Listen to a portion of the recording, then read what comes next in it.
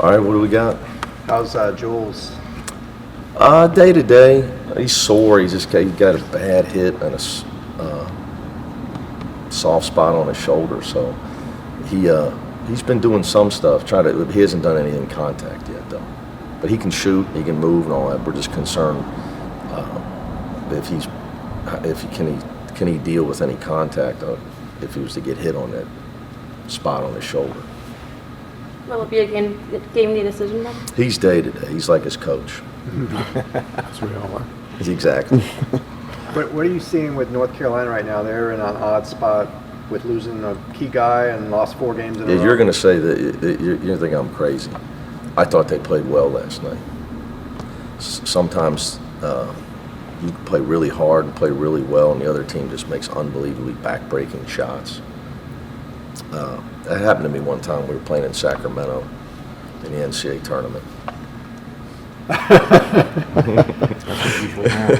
You can play really well, you can play really hard. Sometimes, man, I thought they played with tremendous pride last night, toughness. And I've been there. I mean, you coach long enough, you've all been there. You know, you're playing against a team that's just offensively unbelievable. The best offensive team in college basketball right now, Gonzaga. But I thought they played really hard last night. You know, the more they play without Cole Anthony, the more they're going to get used to what they need to do. They're physical, they defend, they're in the passing lanes. We're going to have to deal with that. You know, our guards are going to have to do a really good job. We're going to have to do a really good job at dealing with the things that they do defensively. And then we got to keep them off the backboard. And they're a big, strong team. After watching that tape in Notre Dame, what's your takeaway feeling about the zone that you used? Yeah, well, first of all, we have too many breakdowns, but we have breakdowns no matter what we do right now. I thought that with the 10-minute mark, you know, if we were a veteran team, we'd have been up 20-8. You're on the road and you hold a team to 8 points in the first 10 minutes in their own gym that returned all 5 starters. You should be up 20-8. You can't be down 8-5. So you can't pitch shutouts. So, you know, I think you got to be able to get the ball in the basket enough to be able to give some life to your team. It just puts too much, no matter what you're playing. But, you know, like anything, though, in particular, whatever defense we're in, we have too many mental breakdowns. Where so I wouldn't call whatever defense we're in when you just walk away from a shooter or you foul a 3-point shooter. That's not the defense you're in. It's that, you know, your transition defense twice we run back and don't match up and they bang, or actually 3 times they bang in 3 threes. How do you fix 3 for 16? I mean, they seem to pretty much rush. Who was 3 for 16? It was a combo between Jalen Hill and Cody Riley. Oh, sorry. I try to move on, so you got me. I'm sorry. That's all right. Not just the answer to that. In the paint, we've got to do a good job of when we got one-on-one, you got to finish with strength. You can't go baseline and spin back. You're going to get trapped. You're going to lose the ball.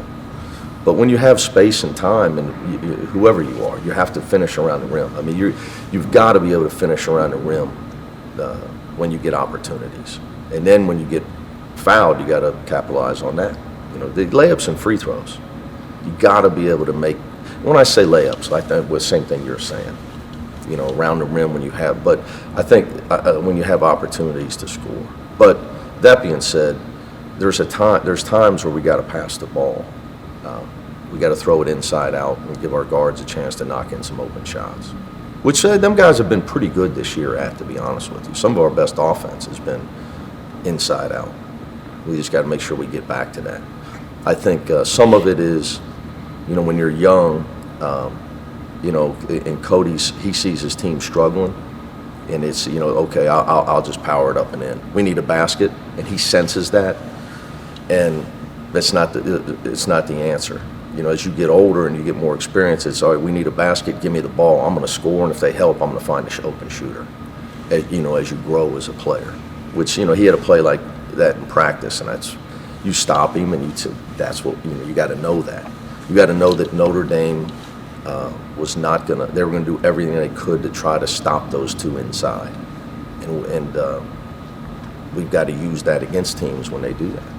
How does Cody get better on the baseline? Just because he's a little maybe, let's say, vertically challenged at times. He plays a little bit below the rim. What does he have to do to be able to finish those I thought touches he had inside? well, two things. I think one, I think he's got to read the defense is the most important thing. When he does that, then his strength is a factor. Same thing like with Jules. When he had been practicing really well, it's a shame he got hurt. His strength, your strength is your friend when you're Jules as a guard or Cody as a power player. But your strength is a non-factor if you're playing so fast that you don't make it a factor. Because usually, so what happens is some of the vertically challenged guys are your best low post scorers because they read defenses, because they don't play fast, they don't try to out-jump you. So when Cody takes his time and uses his strength, same as Jules as a guard, because you can't really pressure them, they're so strong.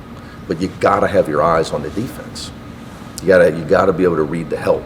And that's where Cody's growth is. And he did it one play against Notre Dame, and he passed it to Alex for a layup, but he threw it so low it went out of bounds, if you remember that play. Yeah. It was the right pass.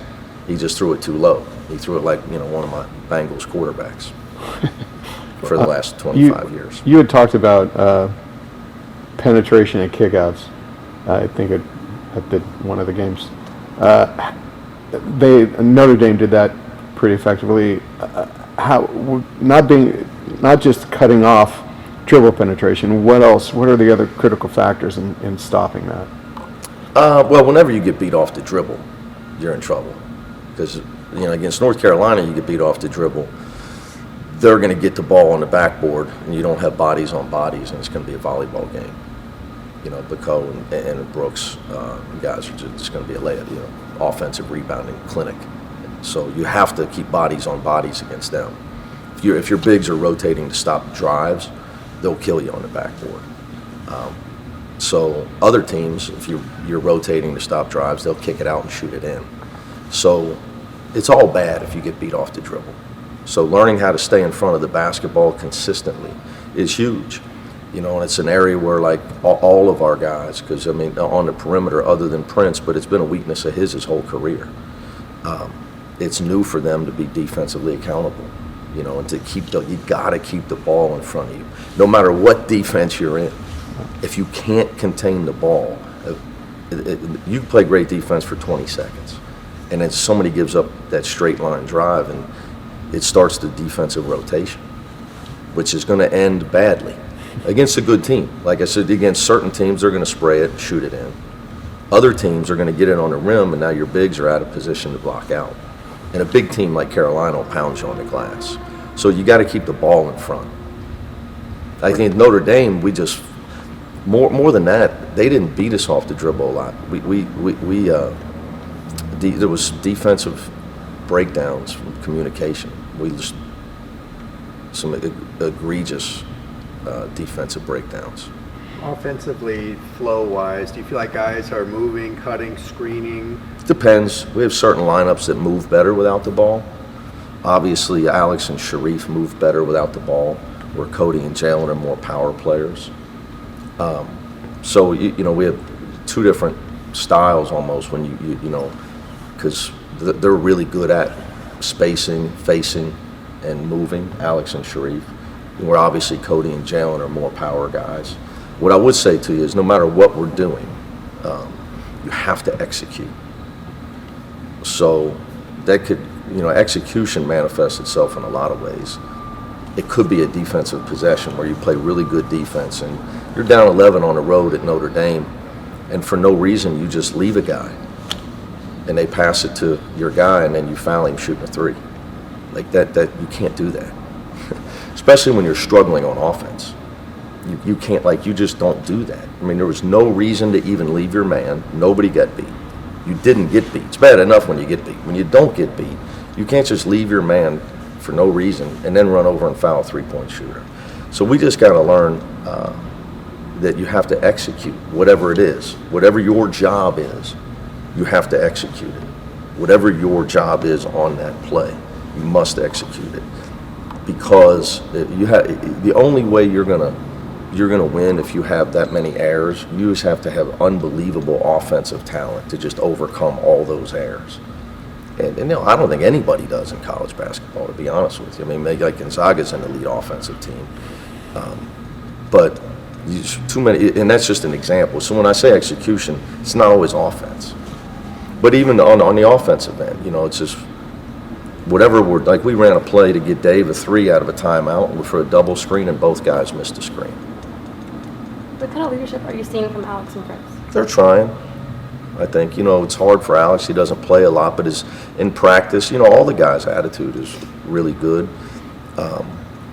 It's just a matter of you have to develop the fortitude to plant your flag, and whatever your job is, we're going to get it done, or we want to win. You know, early in the season, I thought our first, you know, until we played Hofstra, we planted our flag and said, you know, we're not going to be easily scored upon. You know, up until that game, I think we had 60 something we hadn't given up over 60 or something like that in our first 4 games. So you know, you got to plant your flag and get the job done, whatever your job is. So they're trying. They're trying. It's you know, it's just a work in progress for us, because we don't have a guy that's been playing 30 minutes a game his whole career. That's been that guy that you could always, you know, you could count on him. He was going to be in the right spot at all times. Whatever his job was, he was going to get it done. Not necessarily get 25, although it would be nice to have a guy that could get 20 a night. Sure, it would be really nice. But just for us, it's just a guy that's in position all the time. So like for me, the guy's attitude has been great, but we're trying to develop these guys to get to the point where they get their job done on each play, whether it's a screen on one end or how they're defending on the other end. It's that the breakdown is what causes the problems. Not to denigrate anybody on the team, but as you see these guys, does it just kind of reinforce the need to bring in elements that are missing with recruits going forward? I think everybody's always trying to get better, but I think that when you have inexperienced players, I've had this before. I'm older than my looks show. You have to coach your guys, you know, and I know everybody in this day and age is the microwave society. I mean, it is, that's just the way it is. But the work we're putting in now will pay off. Sometimes it's painful in the interim, but you have to realize that there is a value to 4-year players. You know, there is. I mean, obviously, there's also a value to 1-year players that are legitimate. When I say 1-year players, I mean legitimate 1-year players, like guys that are, you know, 1 year and did, like Lonzo and TJ Leafs of the world. But the work we're putting in now with these guys is going to pay off for us. You know, I think you got to understand, in fairness to them,